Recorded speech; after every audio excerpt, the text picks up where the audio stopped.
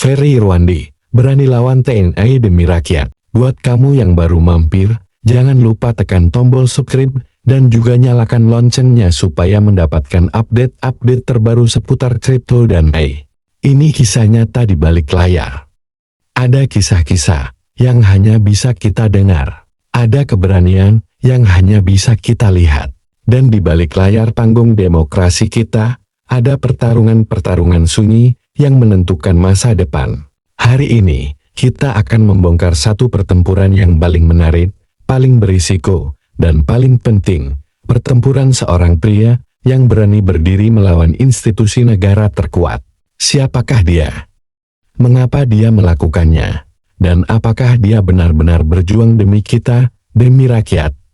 Ferry Irwandi. Bagi banyak orang, namanya identik dengan keberanian.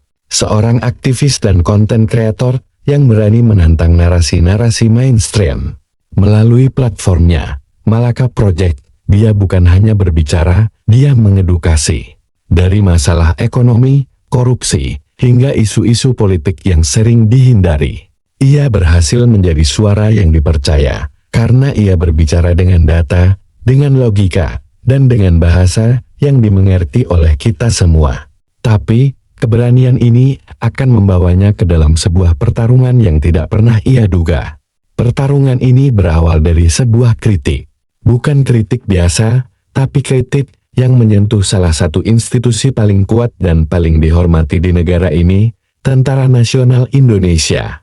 Tepatnya, sebuah draft rancangan undang-undang atau RUU yang, menurut Ferry, bisa membawa dampak besar bagi masa depan demokrasi. Kritiknya bukan menyerang personal, tapi menyerang kebijakan. Dia hanya mempertanyakan, dan disitulah perang ini dimulai. Tapi, bagaimana sebuah kritik di media sosial bisa menjadi kasus hukum? Dalam videonya, Ferry Irwandi membahas poin-poin krusial dalam RUU TNI yang dianggapnya berpotensi mengembalikan militer ke ranah sipil. Ia menyoroti beberapa pasal yang bisa memberikan TNI kewenangan di luar operasi militer, seperti dalam penanganan terorisme atau bahkan masalah sosial. Baginya, ini adalah langkah mundur dari semangat reformasi, sebuah semangat yang telah diperjuangkan dengan darah dan air mata di tahun 98. Ferry hanya ingin memancing diskusi, membuka mata publik. Namun, kritik ini ternyata didengar, dan sayangnya, direspon dengan cara yang tidak terduga. Suara Ferry tidak hanya didengar, tapi juga dianggap sebagai ancaman. Hanya dalam beberapa hari, berita mengejutkan muncul. Mabes TNI akan mempolisikan Ferry Irwandi. Petinggi TNI menyebut ada dugaan tindak pidana, dan ini menimbulkan gelombang kehebohan di media sosial. Para pendukung Ferry terkejut, sementara pihak lain bertanya-tanya, apakah TNI tidak bisa menerima kritik? Apakah ada sesuatu yang mereka sembunyikan dalam draft RUU itu? Ini bukan lagi tentang kritik, ini tentang siapa yang berhak bersuara. Di tengah badai ini, Ferry tetap tenang.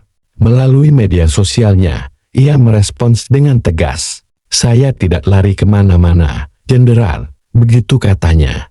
Dia tidak bisa dibunuh atau dipenjara. Sikapnya yang santai tapi berani ini justru membangkitkan kekaguman publik. Ia tidak terlihat seperti korban yang merengek-rengek, melainkan seorang pejuang yang siap menghadapi konsekuensi dari keyakinannya. Ini adalah salah satu kunci kenapa ia berhasil mencuri hati banyak orang. Dia tidak hanya berteori, dia membuktikannya. Keberanian Ferry memicu gelombang dukungan. Media sosial penuh dengan hashtag yang menyuarakan solidaritas. Ribuan, bahkan jutaan, orang mulai membela Ferry. Mereka melihat kasus ini bukan hanya sebagai kasus Ferry Irwandi, melainkan sebagai kasus mereka semua. Ini adalah perlawanan terhadap pembungkaman. Ini adalah perjuangan untuk memastikan bahwa setiap rakyat, tidak peduli seberapa kecil suaranya, punya hak untuk mempertanyakan kekuasaan. Ini adalah bukti bahwa suara kolektif jauh lebih kuat daripada suara individu. Di balik layar, Ferry Irwandi bukan hanya berjuang untuk dirinya sendiri. Dalam wawancaranya, ia menjelaskan bahwa motivasinya sederhana. Ia ingin anak cucunya hidup di negara yang lebih baik, di mana kebenaran bisa disuarakan tanpa takut dibungkam. Ia tidak peduli dengan popularitas atau ancaman. Baginya, ada hal yang lebih penting daripada hidup nyaman, yaitu integritas dan keadilan. Ia berjuang untuk sebuah prinsip yang seringkali dilupakan di era ini. Namun, perjuangan ini tidaklah mudah.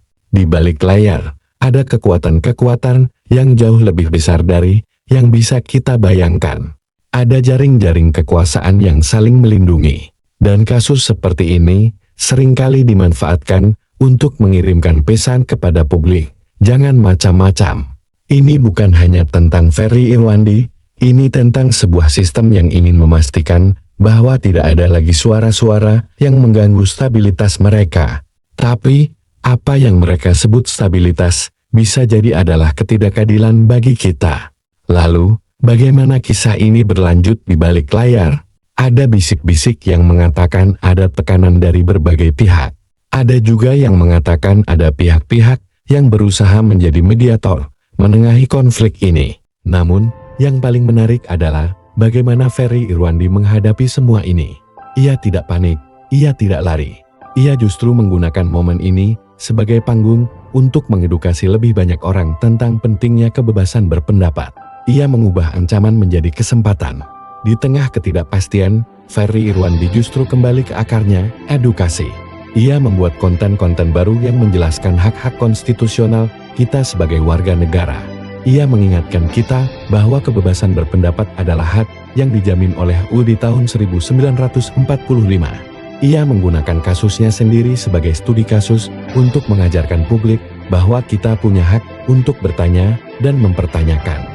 Ini adalah strategi yang cerdas. Ia melawan dengan kecerdasan, bukan dengan emosi. Di balik ketenangan itu, ada rasa lelah. Ia bukan robot. Ia manusia biasa yang punya rasa takut dan kekhawatiran. Ia juga punya keluarga yang harus dilindungi.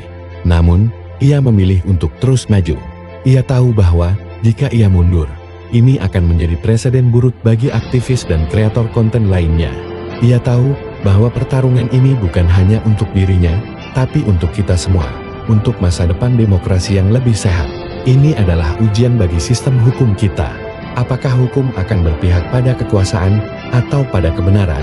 Apakah pasal-pasal yang ada akan digunakan untuk membungkam kritik atau untuk menegakkan keadilan? Kasus ini akan menjadi penentu. Jika hukum berpihak pada kebebasan berpendapat, maka demokrasi kita akan semakin matang. Namun, jika sebaliknya, maka ini akan menjadi sinyal bahaya bahwa kita sedang kembali ke masa-masa di mana suara kita tidak lagi berarti. Reaksi media juga sangat menarik. Beberapa media memberitakan kasus ini dengan objektif, sementara yang lain seolah-olah sudah mengambil posisi. Hal ini menunjukkan bagaimana narasi bisa dimainkan. Tapi di era digital ini, kita tidak bisa lagi hanya mengandalkan satu sumber.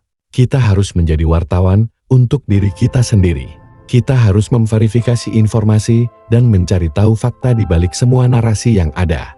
Pada akhirnya, pertempuran ini adalah tentang pilihan. Apakah kita akan memilih untuk diam karena takut? Ataukah kita akan memilih untuk bersuara karena berani? Ferry Irwandi memilih jalan yang kedua.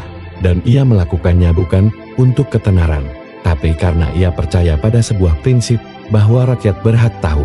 Dan rakyat juga berhak untuk bersuara. Lalu, apa pelajaran yang bisa kita ambil dari kasus ini? Pertama, kebebasan berpendapat itu mahal harganya.